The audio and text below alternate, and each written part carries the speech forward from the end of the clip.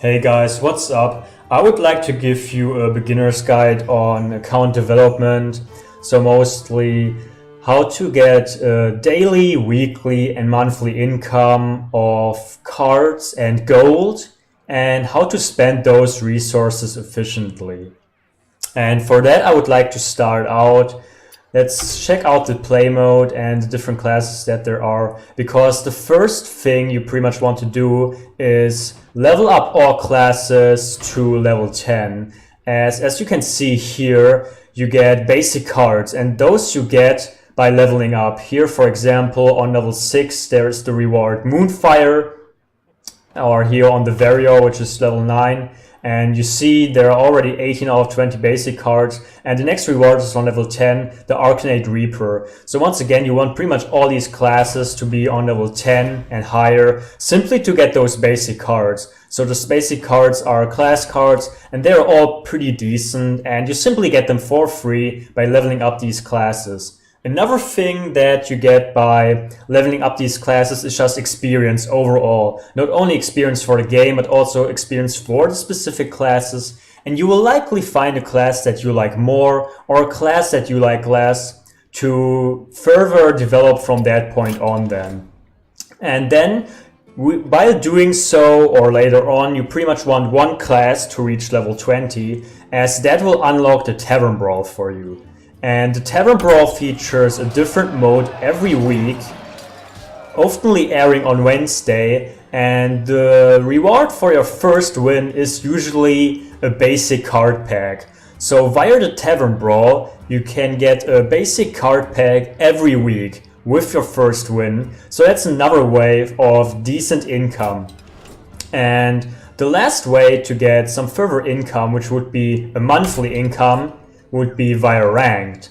So ranked is seasonal, and at the end of a season you get a ranked reward, and that is based upon your rank that you attained during the season. So for every 5 levels you get a better reward. So on rank 20 you get the first reward, then rank 15, 10, 5 and legendary you get better and better rewards, and you pretty much have the entire month to do so. So just before the month ends, you pretty much want to reach at least level 20 in the very beginning. When you become better, you can also, of course, aim for higher ranks, but rank 20 is already good enough. By doing so, you get the rank chest, which will already reward you with that season's card pack, which is pretty nice, some dust, and a golden common. Whereas the reward chest for level 15 already gives you a golden common and a golden rare, along with the card bag and some dust. So I can also display you the reward over here, so you can check it out over here. This is the ranked reward chest for rank 20, and you also don't have to worry about losing this chest. So let's say you reach rank 15, then you get the rank 15 reward chest, and even if you lose your rank and you end up on rank 20 again or so, you still keep the chest. So you cannot lose the chest. And upon your first login in the new month, you can open this chest and claim your rewards. And while we are already on this screen, I would like to talk about the last topic, which would include daily rewards, and those are quests, which are listed over here. So every day you get one quest until you have 3 lined up here. And you don't have to log in every day for that. Let's say you clear all these 3 quests, then you can log in after 3 days again, and you will be presented with another bunch of 3 new quests.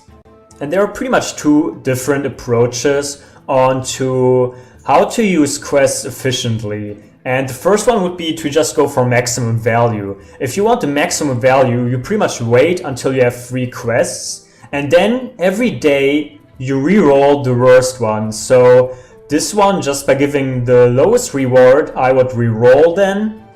And you only want to finish 1 quest per day. So you would always complete the one with the best reward, which would be this one. And you end the day having 2 quests. So on the next day, you once again get 3 quests. And then once again, you re-roll the worst one and finish the best one.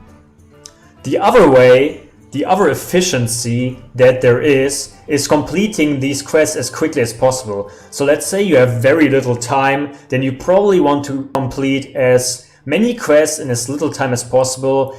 And for that tactic, you simply log in whenever you have time and want to finish as much quests as you can. You can also reroll quests that likely take a little bit longer and simply finish the quests that take less time. So let's simply present the option of going for the maximum value here, where I would reroll the worst quest, which would be this one.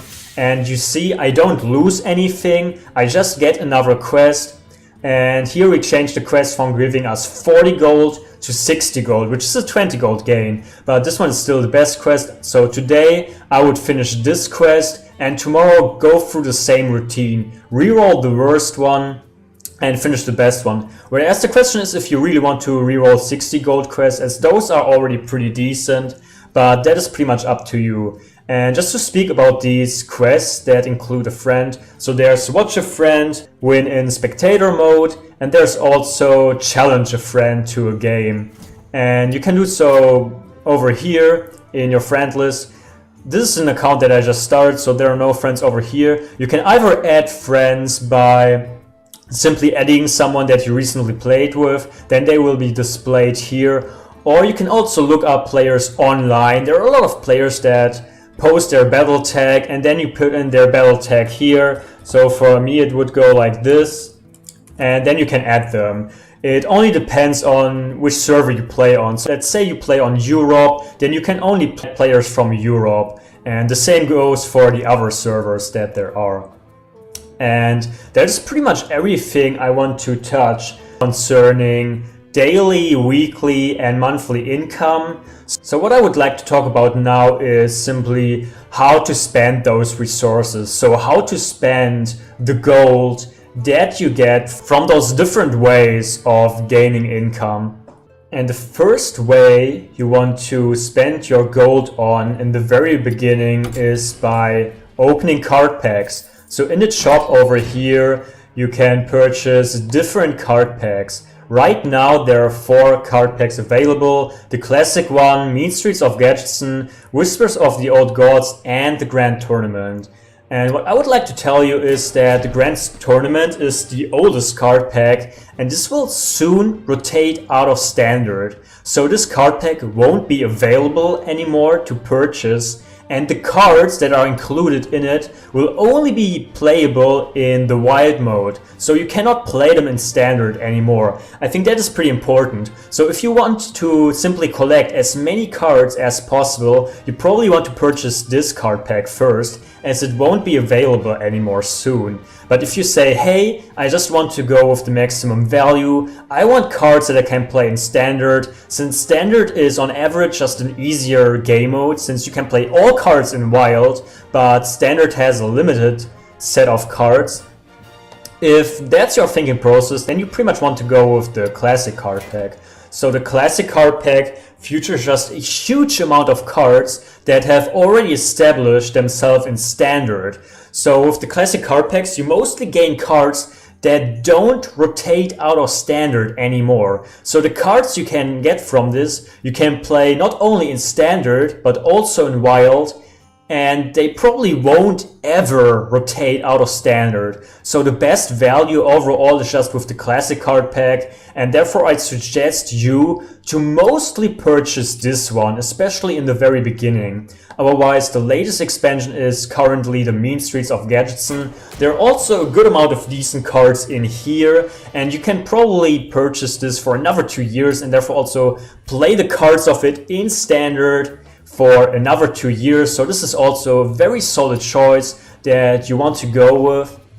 Already an older one is the Whispers of the Old Gods. This will probably be available for another year, so you can play the cards in standard for another year. After that you can only play them in wild. But besides that, with the first Whispers of the Old Gods you get Shatoon, which is a legendary for free. So you want to purchase at least 1 card pack of the Whispers of the Old Gods. So once again, purchasing card packs is pretty much the first thing what you want to do, and I personally suggest you to mostly focus upon the classic card pack. Otherwise, of course, also the Mean Streets of Gadgetzan is a really good choice. Besides that, only if you really want to collect as many cards as possible, then you want to go with this one. But I think for beginners it might not be the best choice. And yeah, that's everything I really want to cover concerning card packs and everything that you need to know. And there's another way to obtain cards in a pretty decent manner, which would be solo adventures. So currently there are 3 adventures available, which is Hearthstone, the Legion of Explorers, and Blackrock Mountain. And here it's similar to the card packs. Blackrock Mountain, along with Legion of Explorers, the older adventures, will soon rotate out of standard, meaning that they won't be available anymore. You cannot purchase these adventures anymore then, and you won't be able to play the cards in standard anymore, but only in the wild mode. So here's the same question. If you just want to collect as many cards as possible, you probably want to purchase Blackrock Mountain and Legion of Explorers while you still can. Especially Legion of Explorers actually really features a good amount of very decent cards. But otherwise Hearthstone is also a really good choice. This will probably be available for another 2 years. And the advantage with adventures is that in comparison to card packs, you can here see exactly which rewards you will get. So 4 cards are already listed. Online you can also look up these 7 more cards and you will know exactly what you can get. And every win costs 700 gold, or you can also pay with real money. Otherwise you can also purchase the full adventure over here with real money. And I think Hearthstone is also a pretty solid adventure. A lot of decent cards, but I think you want to purchase card packs before that. Once you purchased about, I think 50 card packs or so, you can really go for adventures as they add decent value. But of course it is also up to you. So if you really like these cards that are futures here, as you simply know which cards you get, you can of course start out purchasing these adventures as well. Another thing that I would like to touch is that this first challenge here is for free. And this first challenge rewards you with the Firelands Portal, which is a really strong mage spell, and Enchanted Raven, which is a druid beast card. It costs 1 and has stats of 2 attack and 2 health. So 2 pretty decent cards that you get completely for free. And yeah, you simply can unlock adventures by unlocking all classes. So you will very likely already have all these adventures here available. Yeah, that's pretty much everything I want to tell you about adventures.